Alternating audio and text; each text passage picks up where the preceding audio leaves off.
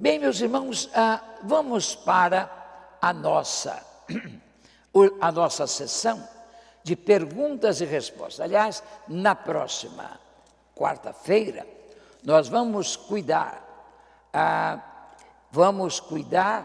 na série de estudos de como marca do discipulado cristão trabalhar bem.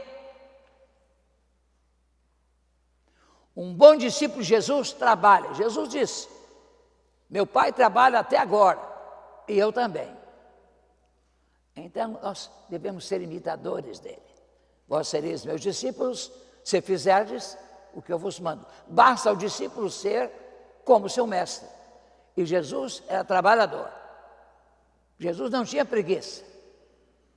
E nós não podemos ter preguiça. Devemos fazer com dedicação. Mas indo agora para a nossa sessão de pergunta e resposta, de você pergunta e a Bíblia responde, esta apostila já tem 40 páginas.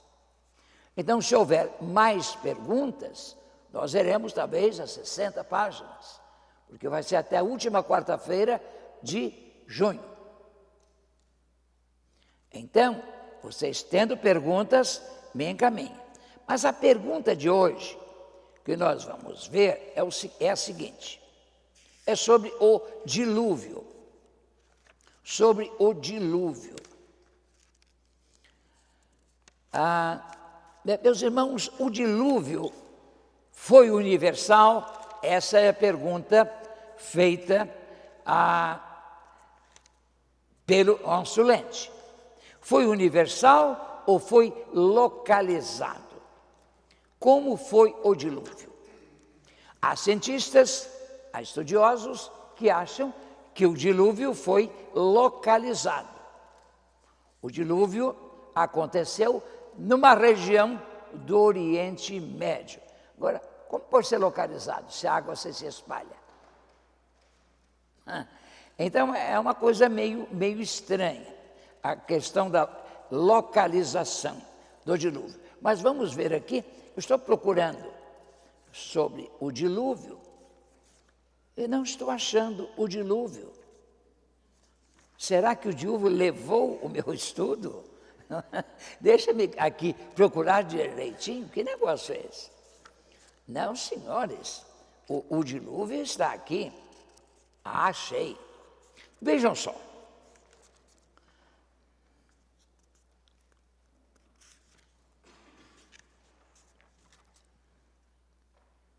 Alguns cientistas e também professores evangélicos atuais dizem que o dilúvio de Noé não cobriu a terra inteira, nem todas as montanhas. Ainda dizem que Noé e os animais flutuaram no mar raso, temporário. E ao longo da terra, causado pela enchente, de alguma forma, cobrindo somente a região da Mesopotâmica. Isto é, eles dizem que a população inteira humana estava limitada a esta área, ou que nem todos os humanos foram mortos pela enchente.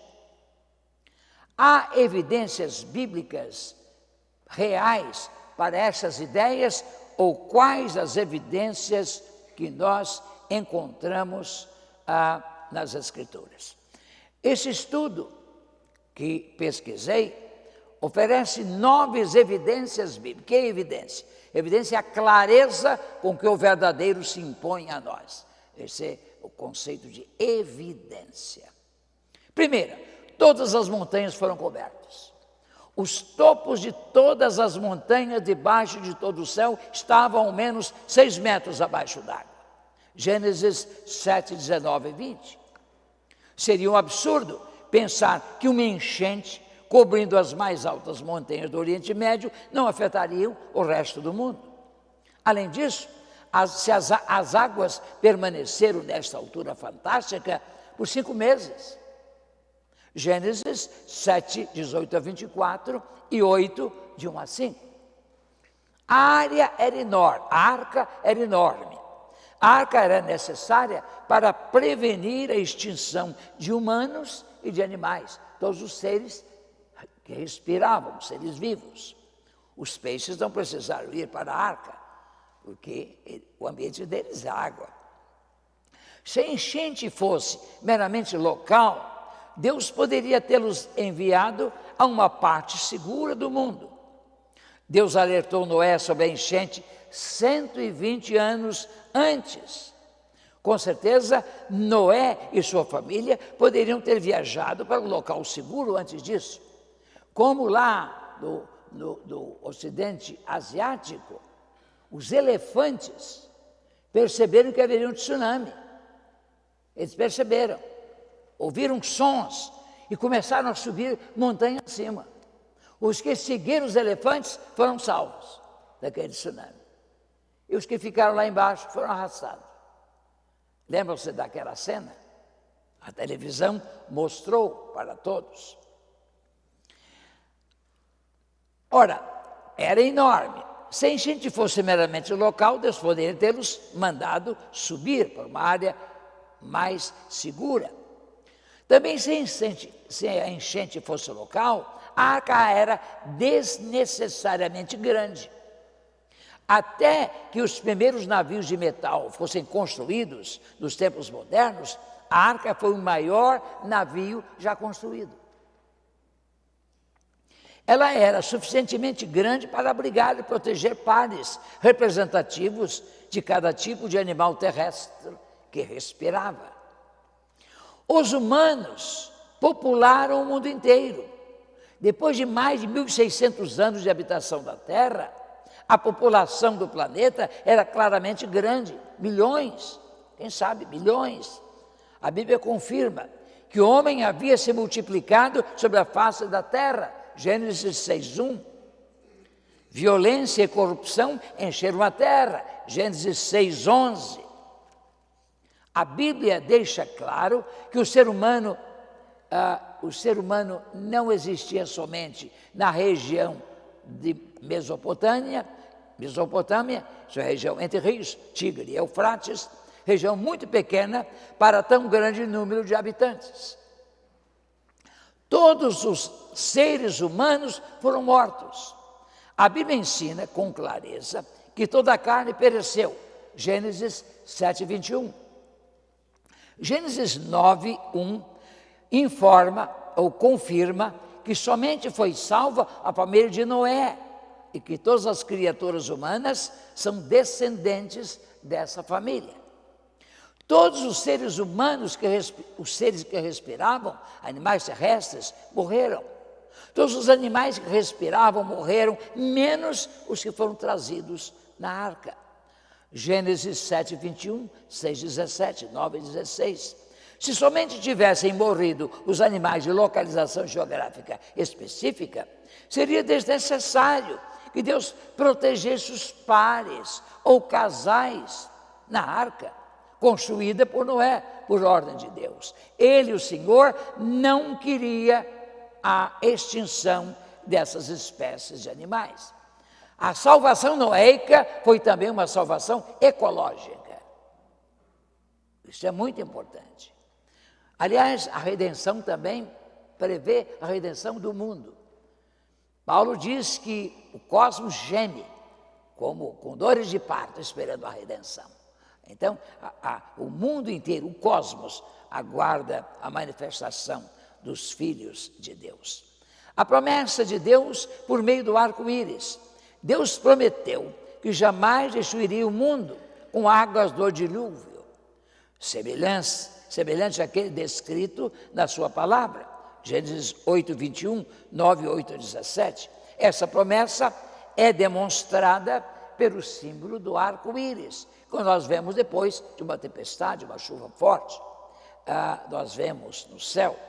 Inundações locais ou localizadas têm ocorrido e produzido a morte de milhares e até centenas de milhares de pessoas e animais, mas não de caráter universal como o dilúvio noéico.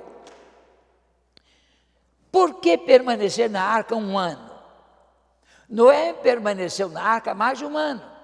não 40 dias, Gênesis 8,14. 53 semanas é uma permanência absurdamente muito longa se o dilúvio fosse localizado. Após o dilúvio, passaram-se 4 meses para as águas baixarem e aparecer terra seca, Gênesis 8,9. Isso não parece ajustar-se às circunstâncias de um dilúvio localizado numa só região do mundo. Portanto, o dilúvio foi global. A terra inteira foi devastada, conforme a palavra de Deus, Gênesis 6,1b. A extensão global do dilúvio é mencionada mais de 30 vezes, somente em Gênesis 6-9. E basta conferir com Isaías 54:9 e segunda carta de Pedro 3:5-7. O juízo final, predito em Pedro 3:5-7, não será numa parte da terra, mas em todo o mundo. A Bíblia ensina, portanto, que o dilúvio foi global, não local em sua extensão. Há outras evidências de caráter universal do dilúvio. Fósseis de criaturas marinhas, muito acima do nível das águas do oceano. Quer dizer, há em altas montanhas restos de animais, fósseis deles. Como foram parar lá? Lá nas alturas em que os times brasileiros, alguns jogam hoje, pela Libertadores, 3.400 metros. Sim, meus irmãos, fósseis de criaturas marinhas muito acima do nível das águas do oceano, águas que haviam coberto os continentes, as montanhas, ainda as mais elevadas. São encontradas, às vezes, em certas montanhas, conchinhas do mar. Como foram parar lá? Só um evento como o dilúvio pode explicar isso. Camadas sedimentares depositadas ao longo de vastas áreas do mundo. É um achado da ciência que o petróleo, lá no fundo do oceano, resultaria da degradação de animais enormes, de fósseis, né, que produzem o petróleo. O ouro negro, como é chamado muitas vezes, embora ele deva ser substituído logo, e espero que isso aconteça, pela eletricidade. Os carros elétricos vão tomar conta do mundo. Ainda bem, o ar vai ficar mais puro.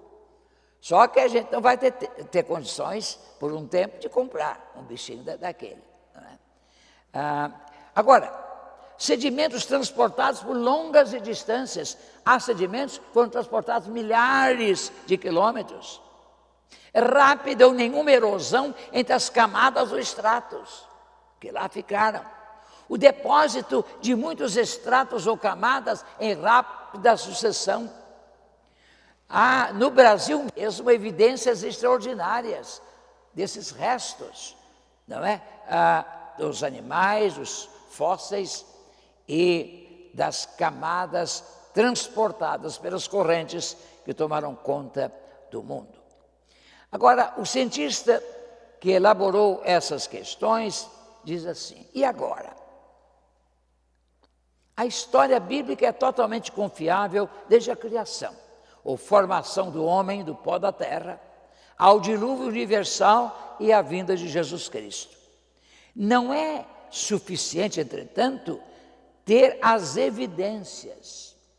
A mensagem de salvação, fundada na história bíblica, é também verdadeira. E Deus deseja que aceitemos o dom da salvação. Ele gratuitamente nos oferece. A evidência é real. Deus se revela em sua palavra e sua criação, registrada na Bíblia, ou durante a sua revelação. Agora, meus irmãos, uma pergunta sobre o dilúvio, essa é a resposta, mas uma pergunta aqui. Os anjos foram criados antes da criação registrada na Bíblia ou durante a criação? Parece que está aqui quem fez essa pergunta. Então, vamos lá. Ainda que não haja menção da criação de anjos na narrativa dos dias da criação, em Gênesis 1 e 2, certamente Deus os criou, pois não são autoexistentes, não são seres a si, que existem por si, como Deus. Isso nos faz entender que Deus os criou em algum momento, como vai dizer o Salmo 148, 2 a 5. Porque os anjos e os objetos celestiais, mencionados nos versículos 3 e 4, foram criados pelo Senhor. A lição de Colossenses 1,16 pode ser lembrada. Não sei se alguém está lá no som, poderia reproduzir Colossenses 1,16. Colossenses, eu sei que não combinamos isto. Colossenses 1,16. Vejam esta porção. Porque olha só, Jesus é o centro, é o cerne da criação. E o elemento que mantém unidos todos os elementos do universo. Jesus. Porque nele foram criadas todas as coisas nos céus e na terra. As visíveis e as invisíveis. Sejam tronos, sejam dominações ou poderes, sejam principados, isto é, poderes espirituais, sejam poderes, tudo foi criado por Ele e para Ele. Então, toda a criação, como também afirmamos quando tratamos de seres extraterrestres, se eles existirem, foi Deus quem os criou. Portanto, devemos tê-los como criatura divina e tratar bem.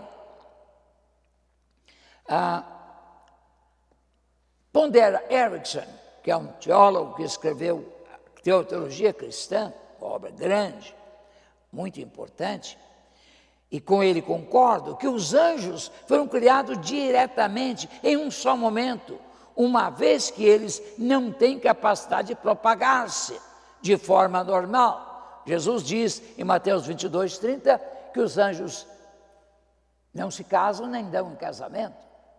E nós seremos assim no céu, como os anjos.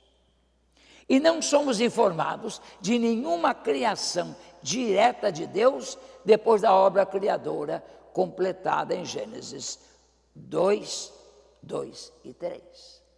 Então, esta é a resposta sobre os anjos. Já respondemos à pergunta sobre a mulher e a responsabilidade de provisão das necessidades da família. Há uma pergunta aqui complicada. Pastor, quando morre um bebezinho, já que ele não tem entendimento, no céu ele vai saber quem foram seus pais aqui na terra? Não temos elementos bíblicos sólidos sobre essa questão.